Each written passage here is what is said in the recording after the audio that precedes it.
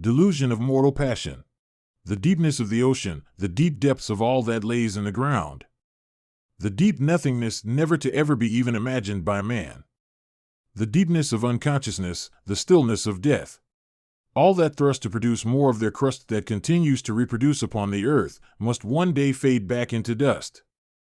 Though their bodies young and healthy, maybe the desire of unholy lust one day will rust back into dust.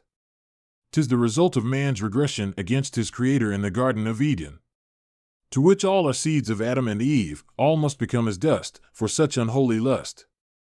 Though they might thrust their lust about each other for harmonious pleasure, oh how great is it in moment of young animation, such beauty, such wonder, so very so together, and utter sync to another, do they thrust as they lust and produce more of their crust. But one day it is appointed unto each one of their kind to die, though in their moment of youth, and utter harmony of such reproductive pleasure do they in the moment of passion and lust think they are so mighty that they could possibly live forever, such delusion. Delusion of passion due to moral chemicals. But one day each man and maid must fade. No different, no better than their original ancestors Adam and Eve. Some may in their lack of sorrow and abundance of blessings tend to flaunt them as others without as much delight as like a way to scoop off any comfort and or pleasure as they without as much might possess to even more so raise up their pleasure even more. For in whichsoever way is tension and division spew into existence, not by their Creator, no, but by merely their continuance of disobedience to His words, as like their forebears Adam and Eve. Born was he whom was once a spermie inside of his daddy, whom his father had sewed into his mother, through the act of copulation. Now his mother egg was fertilized by his father's sperm.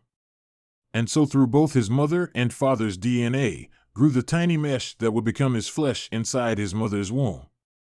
9 months of growth, and he was ready to be born.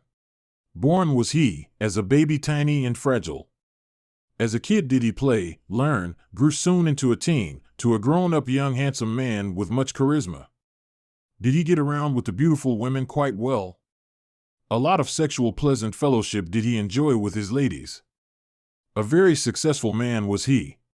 Great social life, great job, great car. Soon he got married to a very beautiful woman whom will be the envy of so many less fortunate men. Soon through much skin-to-skin raw sex several children did he have with his gorgeous wife. Quite the pleasantful life did he have with his lovely wife.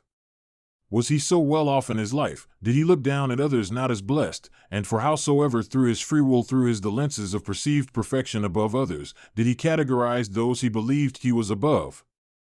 Did he also treat them in the likewise? The day came when the seasons he and his woman collected, gave them such a season's greetings, quite the surprise.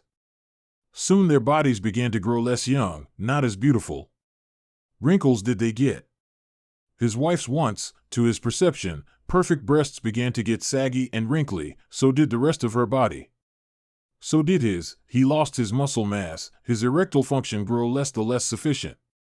Weight did they gain. Soon they didn't have a good sex life. Callus no longer could get his once beloved phallus.